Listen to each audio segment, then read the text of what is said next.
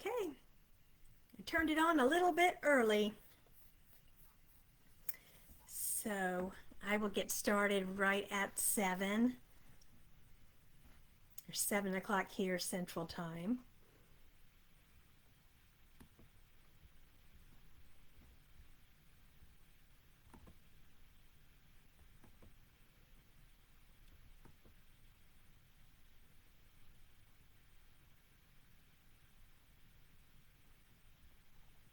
Looks like one more minute.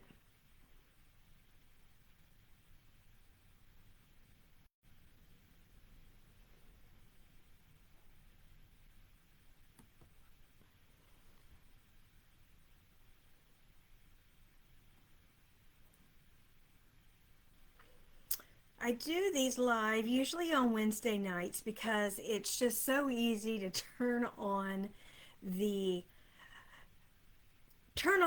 open the laptop, turn it on, and just do the recording. And I know this is not a good time for many people, but this way I get the recording out and I don't worry as much because it's live, so no one expects it, hopefully, to be perfect. Um, when I record something ahead of time, I then go back and I feel like I need to edit things out. Like edit out my uhs or my, if I scratch my nose, I try to edit that out. But when I go live, it just happens. And so that's why I do these on Wednesday nights. And I know the majority of you, hi Sheila. Hope you had a happy Thanksgiving and I hope you're feeling better. Yeah, if you want to say hi in the comments and let me know you're here, I can actually see the comments today. Okay. Oh, what are we talking about tonight? Okay. Well, we spent a lot of time the last few months talking about anxiety and stresses, and I think I've taken over 100 ladies through what we call the foundations cohort, where we actually focus on reducing the amount of anxiety that we're experiencing or starting to overcome it and some of those fears. And so we've got all kinds of tools. And if you're joining in for the first time and you don't have these tools, hang around, make sure you get on the email list, and I will. Did it go dark? Oh no. Okay, it just went dark on mine. Okay. Um, and you can get in on one of the next rounds of the foundation cohort. But now there's another step. We have the tools to. We know now that when we get into a spiral or get into a negative thought net, we've got the tools to get ourselves out of it. Okay? But what's next? Is that all we do? Do we just keep letting them happen? Let us get knocked off or knocked around by the stress and just do the strategy each time? Is there a way to really get past it? Is that even possible in this stressful, chaotic world that we live in? So tonight, the holiday season especially, it's supposed to be the most wonderful time of the year, but there's also gets so much expectations, emotions, obligations run high. And all of this, plus just what we've been dealing with all year long, it can make us stuck. But here's the truth. We don't always know that we're stuck because stuck has become our normal. So, in just a minute, I'm going to get to a little quiz. There's no right or wrong. Well, there is a right or wrong answer, but I mean, it's not that type of quiz. It's when I work with my students, I say, this quiz is all about you. It's going to be the easiest test you ever took. It's that kind of quiz. But here's the truth. The anxiety and the stress and the negativity that we carry, it's not just about our emotions, and it's not even just about our thoughts. And honestly, low energy and fatigue, it's not just aging. I mean, yes, some of it is aging. We're not going to have the energy like we did when we were 20. But a lot of us are just carrying so much that's impacting our entire nervous system.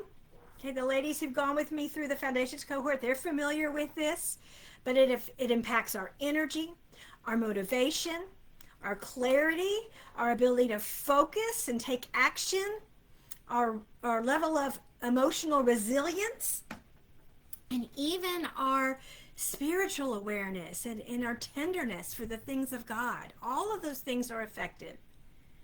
But I also want you to know that if you are feeling tired or anxious, overwhelmed, foggy, or stuck, maybe you do realize I'm stuck. It's not a character flaw. It's not just that you're lazy, and it's not just how life is now, I guess. And it's definitely not about God being disappointed in you. Okay, these are all signs that your nervous system and your soul, and when I talk about the soul, I'm talking about, the soul is a word that I think kind of our new age people have kind of co-opted that word, but soul is all throughout the Bible. It talks about our soul. And the soul is that inner sense of self. It's our emotions, it's our feelings, it's our personality. But we carry burdens. And without enough rest, replenishment, or support, we just keep carrying them. And not only do we carry them, but we store them little by little. And the neuroscience, the biopsychology actually shows us that we keep that tension in our bodies and we just stuff it and keep it, even when we don't think we're stuffing it. And here's the sad thing. As Christians, we have access to the greatest comforter and problem solver in the universe and in the heavens through the Holy Spirit, through God's Spirit, through Jesus. So why does this happen? Why do we stay stuck? And how can we begin to gently move forward again? Okay, now we're going to dive deeper here in just a minute, and we're going to get some new things that if you've been with me for a while, there's going to be some new stuff in here in just a minute. But first, I mentioned the soul care quiz. So let me open that up, and I'm actually going to take some time on this. Okay, I'm going to take a little bit of time on this. If you were doing it by yourself, it would only take about 3 minutes, but I'm going to go ahead and read through these. And all you have to do is keep count. I'm flipping through. Keep count. How many times do you say yes? Just, if you've got a sheet of paper nearby, you could just check off the yeses, or just, hopefully you don't have more than 10 yeses. But if you do, count your elbow, count your toes. I don't know. If you got 10, you could just stop counting there, because 10 is enough. 10 is enough yeses. But here we go. Are you ready? If you want to follow along, if you go to gospelLifeLearning.com, that's my blog, and there's a tab there that says Soul Care Quiz. But I'm going to skip around. I'm not going to go straight through. But first of all, yes or no, do you feel overwhelmed, anxious, or unsettled at least weekly? Okay. If yes, just make a note. If no, that's good. Just leave it alone. Okay. Do you experience irritability at least once or twice a week? If yes, mark it down or put up your second finger. Do you frequently feel mentally foggy, tired, or unmotivated? Is it hard to focus or follow through on what matters most to you? Do you feel disconnected? Do you feel disconnected from God? Or is your time with God lacking or inconsistent or rushed or dry? That's 4 and 1. Do you wish you could feel more calm, steady, or grounded, or have just a better sense of overall peace? Do you struggle to sleep well or to wake up feeling refreshed?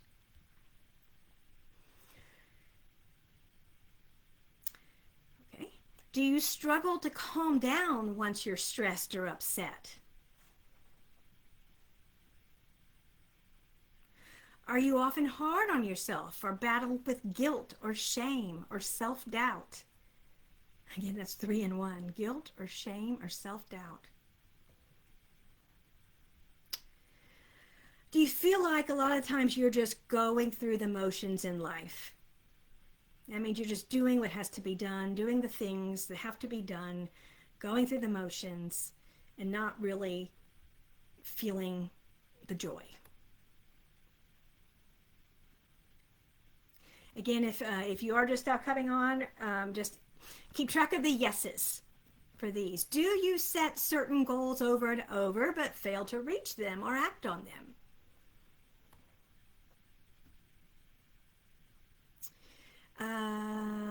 Do you feel like God rarely hears or answers your prayers? Do you wish you could draw closer to God, but you don't know even what that means or where to start?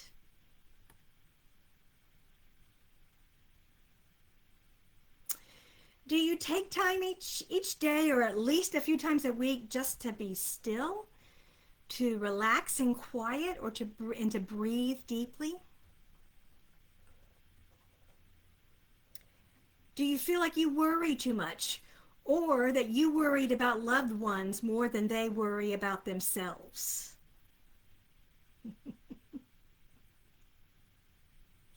Do you have tension in the muscles of your body, especially your neck, shoulders, back, or calves?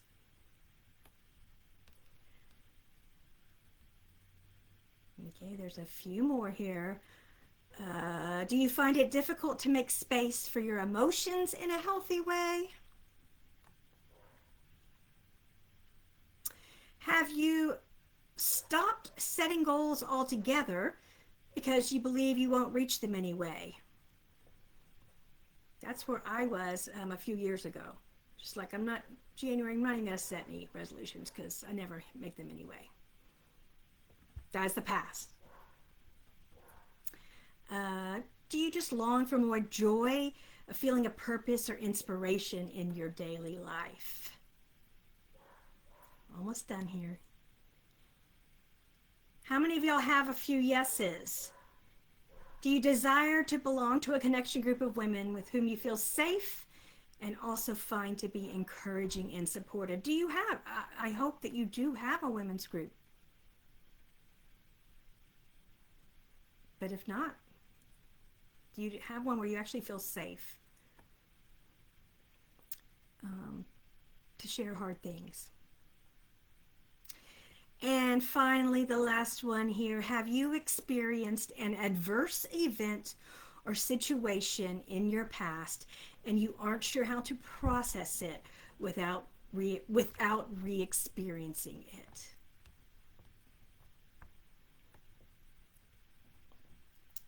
That is the soul care quiz. And so I would guess that all of us would have at least one yes in all of those things. If you didn't have any yeses, if you were like, no, no, no, no, no, then get in touch with me afterwards because I need you to be my mentor. How do you do that? But here is the thing. From a psychologist's perspective, if you said yes to even one thing, that's a flag. Okay? And we wouldn't say, oh, we need to put you in the hospital or anything like that. But it's an at-risk flag. Okay? Yeah. If you had even just one, you will have breakthroughs. You will have a wonderful experience in what's coming in a couple of weeks, or actually next week, and especially after the new year. Okay. I've given the foundations cohort was a little on-ramp. I wanted to make sure that all of us that all of the women that go through this, that we have our hearts in the right place, where we've learned our effective prayer methods. And if you haven't gone through the foundations cohort yet, there will be another opportunity to go through that one, and even kind of in a fast-paced one, so you can get caught up. But if you said yes to even just one, and I know many of you said yes to 5, maybe you ran out of fingers, that's okay. Because those are the types of things that we've just come to accept as normal. As normal. And by the definition of normal, meaning that that's what most people experience, especially if you're in midlife or older, yeah, it would be normal. But it's not, it's here's the thing. I'm off script. Oh well. 7:15. Okay, you'll know what happens when I go off script. If you have to leave and come back to the replay, that's fine, because when I go off script, I tend to talk for a long while. But here's the thing, and I'm actually going to get to this later. What we know now is that there are very tiny, small adjustments that you can make in the way you get up and go through your days, in the way you reflect on your days. And let me tell you something, we do not reflect anymore. Overall, as a society, we don't really sit down and think and reflect. And even we just kind of react and aren't as intentional about things. And maybe we were always that way, at least since the 80s or so, but it just seems that I hear this word buffering. Instead of reflecting or spending time thinking or being intentional, we buffer. And by buffer, I mean we buffer with, before the internet, we buffered with TV. Okay, but at least the TV was kind of dramas and narratives, and there was some meaning in some of those shows. I mean, some of them were just to make you laugh, but now we buffer with scrolling, and I don't have to explain to you what we do. You know what we do. And it's addictive. And we say it's addictive for the kids, but it's addictive for us too. It's addictive for us too. And just making little adjustments can make a big difference. Okay, I told you about the two new strategies I'm going to talk about tonight, and we'll go into these more. Next week, let me tell you now, I'm starting next Monday and Tuesday. See, we finished the last foundation cohort. I think I ran 4 of them. From the end of May through right before Thanksgiving. And then I decided to take a break, and then we're going to do what's going to be a 12-week one starting after January, just in time for the new year. And that one's going to go I'll tell you about that one in just a little bit. let me stick to my schedule here, to my outline. Um, but then I realized, oh my gosh, I just abandoned myself for 6 to 8 weeks. So I decided to put together some 2 days, which will just be, if you have not gone through a foundations cohort yet, this will be kind of a little on ramp for you. And then if you have, it's a bridge. Consider it a bridge from what we learn in foundations or to what we're going to be looking at in January. And okay, so I talked about the full on, the full on pouring out, whatever we learned that in foundations. And I've talked about that here before. Even if you haven't done foundations, it's one of the things I teach about the most. So go watch any of my prior videos on anxiety and you'll learn about the pouring out. Okay, which is whatever is you're most conscious of that is troubling you that week, whether that be anxiety or negative thinking or disappointment, and you get it all out. And then we have a process where you look at all the thoughts, and then you start to, there's a series of questions you can go through to help detangle those thoughts and get a much better, more positive perspective. Okay? However, we have other little things. Okay? The big pour outs are for those things that we know. They're like right in front of us. We have to face this thing next week, tomorrow. It's been bugging us for a while. We know it's there. Okay? But we have other little stresses and frustration and emotional clutter and anxiety that's kind of accumulated, and in a way we've kind of packed it away, and we don't really think it affects us anymore, or we don't want to consider that it might. And so what we will be adding, and for those in the 2-day, we're going to have a whole lesson on this the first day, and you're going to get my brand new, it's a PDF copy of my brand new 28-day Peace Reset Journal. And they are guided prompts for just tiny little mental declutters. Little things that maybe you hadn't really thought about, or little things that you could ask God, hey, is there God? I'm sorry. I don't say, I say hey to Jesus. Jesus is my brother. God is more formal. Dear God, Lord, is there something that you want to bring my attention to, that you want to work on with me? You want to help heal. Okay? And so there's little prompts. Let me see if I can pull it up. I'll give you an example of a prompt. Now, if you've already joined for December 8th and 9th, you're going to get that journal tonight. I'm going to email it out to you tonight. It might be kind of late.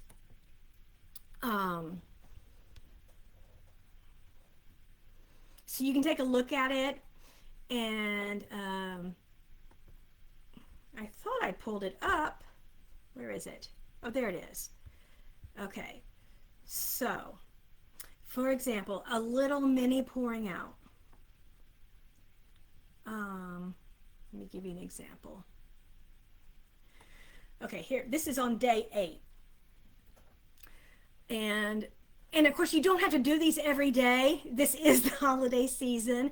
Even just one a week, 1 or 2 a week, but they're real quick. So, and it might even be something where you wake up in the morning and you look at the question for the day, and you might not have an answer right away. So, for example, on day 8, the first prompt, the release prompt, is write down any thoughts that pull you away from trusting God. Any thoughts that you have that pull you away from trusting God. And I know if I wake up in the morning or something and I think I might not have something right away, but if I just kind of keep that in the back of my head and pray about the Lord. But Lord, is there something that keeps me from trusting you more fully? Will you bring that to my awareness? And then the receive or the refill on that is, well, what truth from God can you hold on to today to stay steadfast? Okay, so that is the mini pouring out and refilling. And then there's some additional prompts, like there's some alternate prompts. So if you turn to that day and you just don't like that prompt, it's adverse, you're not ready to address it today, it's okay. There's some other kind of more there's some other little prompts on there that you could do instead, or you could do them all, if that makes sense. So and it's perfectly fine to go at your own pace and to skip a prompt. Maybe a prompt prompts you, in negatively in a way that you didn't expect. And, you might want to save that for one of our group coaching sessions or something like that, or, just move on to the next one. But do you see what I'm saying here? So for those of you who've gone through foundations or who've watched any of the past videos on the main ways to address that acute anxiety, the ones that we're facing in the here and now and pouring out, but then once we're pretty good at that, we want to start doing some little adjustments, little mini pouring outs. Have we thought about this before? Is there something God wants to help us with here? Is there something God wants to comfort here? Is there something he wants to heal within us here? And what happens over time is those threads, well, you have to experience it. Okay. So that is the mini pouring outs. Mini, not M-I-N-I, not M-A-N-Y. Although I guess I have 28 of them, so that would be many. There are many minis. Many minis pouring outs. And again, there's 28 for them, eight of them. You could do one a week, and it'd last half a year. 2 a month, it'd probably last all year. Do 1 a day, if you can handle it. And then the second thing, on day 2, we're really going to talk about, on day 2 next week, which would be December 9th, we're going to talk about motivation. There are some just tiny little adjustments that you can do that will really, now these are not instant and fast, I will give you that. But over a bit amount of a time, 4 to 6 weeks, you will re-prime your brain to be motivated to do those things that you've been putting off doing. And I've taught on this once or twice before, but I haven't really gone into detail in this. But again, it's another little adjustment that's come out of positive psychology. And if you haven't heard, positive psychology is a really positive field. And this is exactly what it looks at. People who have developed resilience, who've been through horrible things, but they still bounce back. What is it that they're doing in their lives that keeps them from falling into that emotional messy pit and staying there? What are the components of resilience? And of course, one of those things is what they call spirituality, because they are writing for a secular audience, although many but we know that means our relationship with God. That's one of the top things. But these little adjustments make a big difference.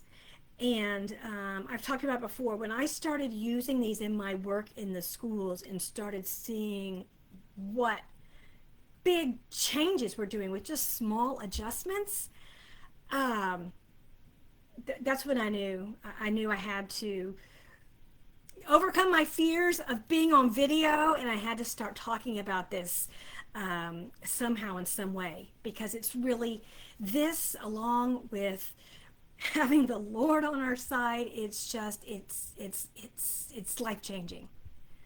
But the motivation trick is you simply take a few minutes, really even just 1 minute, and visualize yourself doing that thing that you're not wanting to do. Okay? And I'm talking about the mundane things here. Okay? I've told before about my closet. We moved to this house 6 years ago. I just threw a bunch of stuff in the closet, and it was there for about 5 years. And I kept thinking, oh, I need to organize my closet. I need to organize my closet. I don't want, I was not motivated to do it. So I got racks for my clothes that I just hung it. I mean, I'm not even gonna tell y'all. You're gonna lose faith in me if you know I was this bad. I mean, come on, a woman can at least organize her closet. Now there were some other things. My mother had passed, and so I had went through a grieving period and part of that time and everything. And but anyway, even 5 years later, I was like, ugh, no motivation to do it. I clean up other. I don't have people over that much, but when I do, they don't ever go see the closet. It's like the last thing you're going to clean out, right? But I did this little task, and it took about 3 weeks, but it worked. So I just pictured myself going and doing the work. Just pictured myself going in there and pulling out the stuff in the closet and organizing it and putting it back in. And then what you do is you picture yourself what it's going to look like when it's done and how you're going to feel. And so with my little visualizations, I kind of get silly. I go over the top sometimes. So I would literally visualize myself opening up the closet. It's got double doors like this. Opening up the closet and like these golden rays coming out. And I'm just going, oh, like, like in a cartoon or something. But that was my visualization. And you don't have to make it that silly. That's just how my mind works. But it didn't. I mean, it didn't happen in a day or two. It took about 3 weeks. I did that nearly every day. Just, maybe before I went to bed. And then for me, I say, yeah, it was about 3 weeks. But at the end of that, I just got up one day and I went in and I just reorganized the closet, cleaned it all out, and it only took about 2 hours.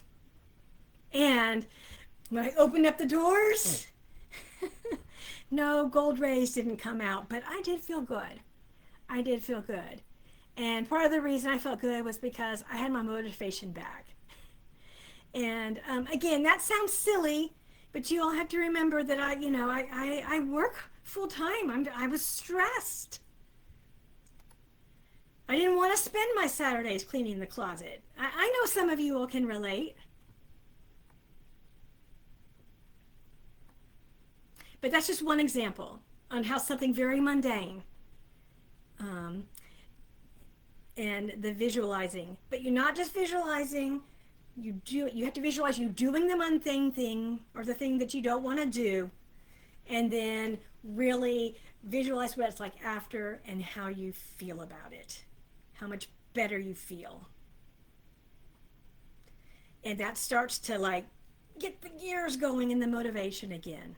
Your brain, uh-oh, am I It says it's still going. I see someone say that we lost you. But hopefully it came back. Um, all right.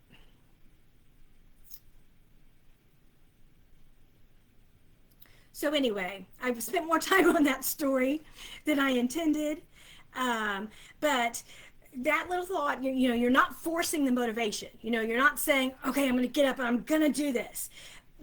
And if that's what you want to do to get it done, that's fine too. But you're actually, like I said, making an adjustment in your brain. You're activating the part of your brain that's designed to help you pursue these little goals or these necessary things um, that you don't feel like doing. It's painless, it's simple, it's research backed, it's actually incredibly effective, and it can start your motivation gears, greasing them back up again. So those are two tools that can help you move through December with far more peace, clarity, and emotional steadiness. Okay, so let's start to talk about going back and just in general about, are we stuck? How did we get here in the first place? And see, our anxieties and our burdens and the emotional weight that we carry, it's not laziness. Okay? It's not just tension. It is a whole body coping mechanism.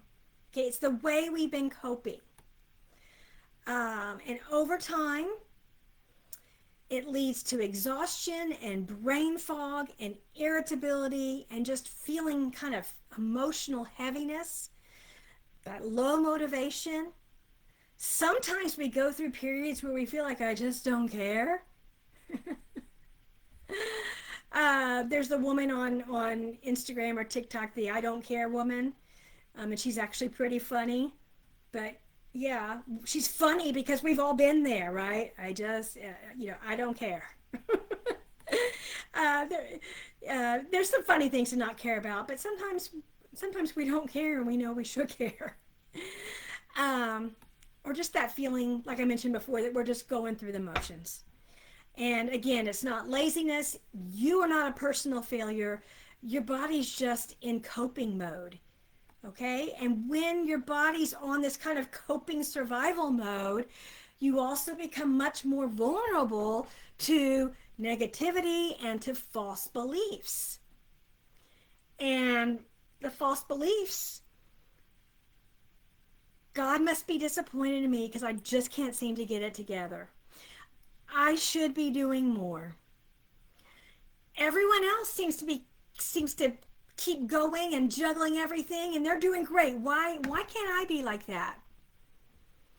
Or I can't slow down and rest. Everything's going to fall apart. Who's going to take care of everyone else that I look out for? Or the other false belief, this is just how life is now. And the beliefs become barriers that keep us stuck. And I gave part of this talk a little week ago, and I told about the fish story. I think many of us have heard it, and it is true. Okay, it was way back down around 1901. They actually did it twice.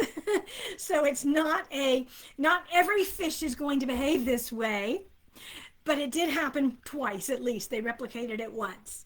But you may have heard about the research experiment where I thought it was a goldfish. It was actually a perch. So that's a pretty big fish. They put it into a fish tank and put a glass barrier in the middle. And then they actually had like little minnows or guppies on one side of the glass. And the fish would try to go get them and bump, bump, bump. And finally, it gave up. It learned, I can't go over there. That's not for me. And then when the researcher removed that glass divider, the guppies were still fine. They stayed on their side. They stayed safe. The fish didn't even try. The barrier was gone, but the belief was still there. And many of us are a lot like that perch, that fish, okay? There were barriers. Maybe once they were real, but they're not there anymore, okay? Yet we're still just swimming on our side of the tank, and we don't even think about going over there anymore because there's a barrier there for us for some reason. But have we really thought, is that true?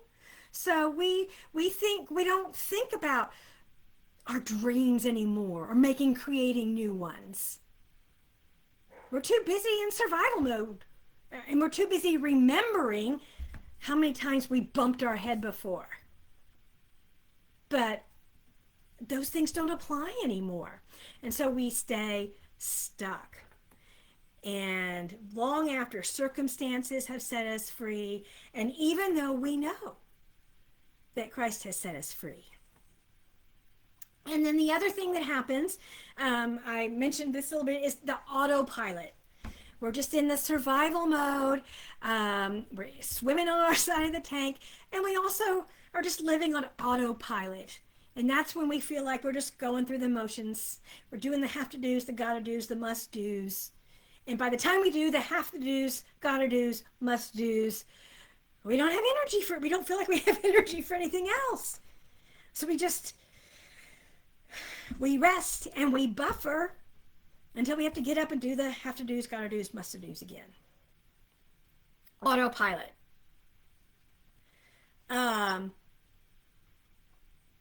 But again, autopilot is a coping state of our body. And an example of this is, have you ever gotten in the car and you're going on a Wednesday afternoon and you're changing your usual Wednesday afternoon?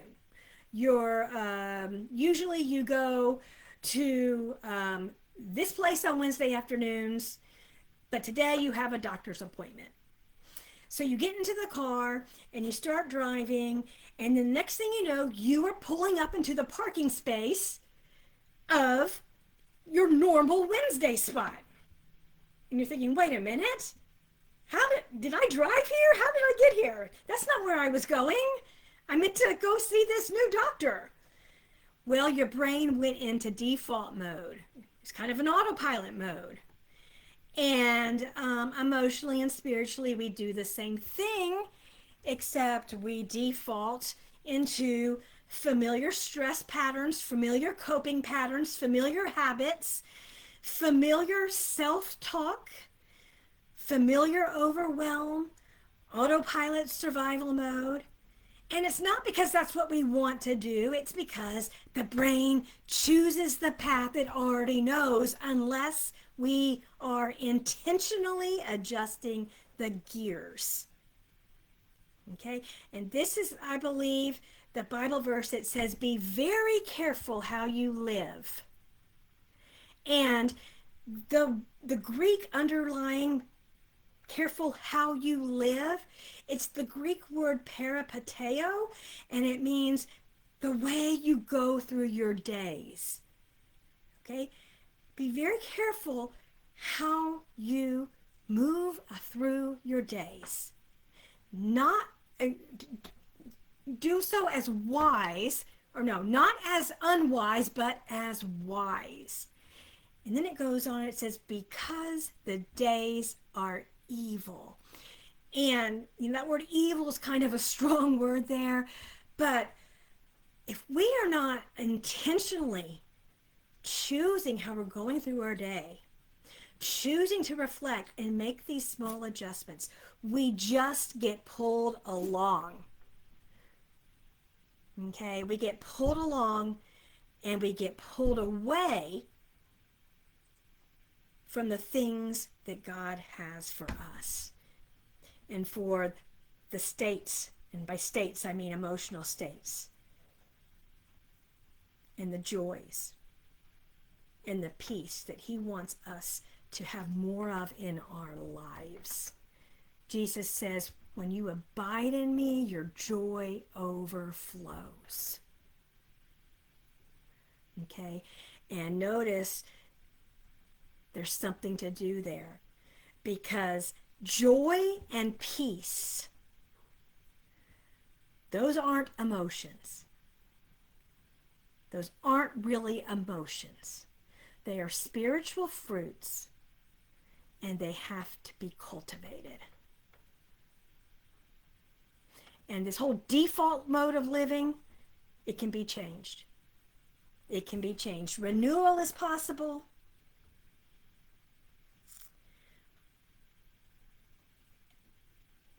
But we have to notice when we're on autopilot.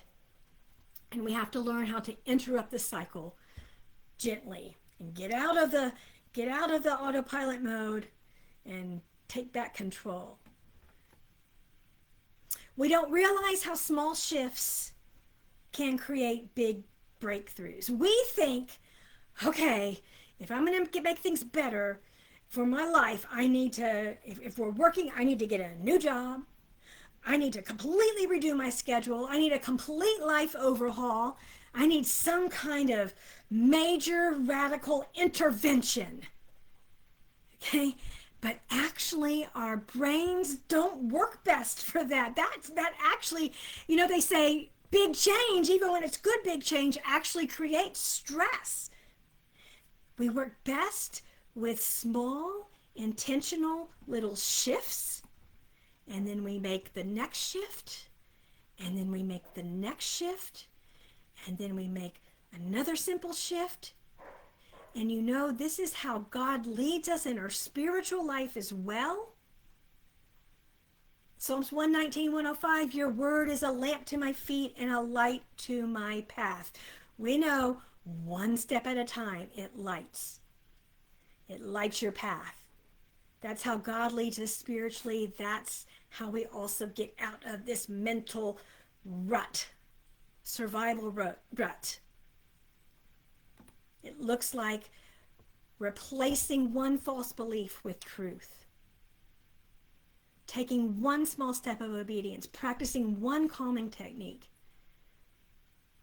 pouring out one worry to God, then the next one on the next day, setting one simple intention, and participating in supportive community helps a lot.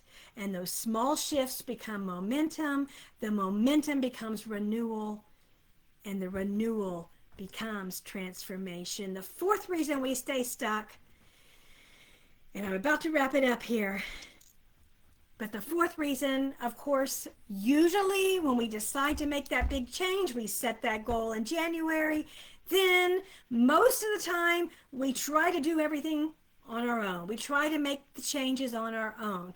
We think, oh yes, I can handle things. I can just power through. I can stay strong. I can manage it. I can do this and also keep everything else afloat. And that's why by January 28th, we're done. We're done and say, I guess I'll try again next year. But Scripture teaches us two are better than one. If either falls, one can help the other up. Ecclesiastes 4, 9 through 10. Trying to get unstuck alone, it's really like trying to push a heavy trunk full of bricks up a hill by yourself. It's slow, it's nearly impossible. But when one person joins you, it gets lighter. When you have a small group that joins you, it becomes doable, and it even becomes joyful. Okay, so the community accelerates the healing. It creates hope. It fuels motivation. All right. So, two things you can do now. If you're watching this on Facebook, in the description at the top, if you click on more or whatever, there should be a link. And you can get started onto that on-ramp or onto that bridge ramp in December. If you want to kind of get primed right now, December 8th, that's next Monday. And there will be replays. Okay? And then next week sometime, hopefully by the next Wednesday, I am going to open up the cohort, I'm calling it the LifePoints Learning Cohort that's starting in January 2026. It will be 12 weeks, and we're going to review the calming the nervous system. We've done that in foundations. We're going to review the pouring outs and get more into the many, M-I-N-I, pouring outs. And we've talked a lot about the in the foundations cohorts and a few of these teachings I've done on Wednesday nights. I've talked about the balance wheel. We're going to work together to set those small intentional goals, and then to actually start putting them into place. Not a life overhaul, not a goal for I mean, if you're ready for a huge thing, sure, go for it. But the next step, and then the next step. And of course, we're going to do it with support. We're not going to do it alone. We're going to bring each other along the finish line. Okay, so if this is exciting and you want to get a little taste, a little bridge now, find that link. I'm going to send out, like I usually do, the replay link, and I'll send out the links for the 2 days. I believe that one's $27. You do get the journal with that, the PDF journal with that. And that will just kind of give you some things to get you through the rest of the month. And then next week by Wednesday, I should have the registration up for January. And I will do the same thing I usually do. We put these programs together, and so I do, when people sign up early, it helps us know and start getting an idea of how many are going to join up. So there will be, I think 27 to 37 to 47. So that's per month. So it's going to run 3 months. So 27 times 3 if you sign up early. Then, of course, if you wait till regular registration, it bumps up to 37. And then if you sign up at the last minute the weekend before, it would bump up to 47. So I tell you that because I really want y'all to sign up early. And I'm really excited for this. I'm excited for all of you. I've been praying already for everyone that's going to join, that the Lord's going to bring. I know I can't wait. And I hope that you all can't wait too. And I hope to see many of you this Monday or a bit later in January. Okay? Bye for now. Good night, everyone.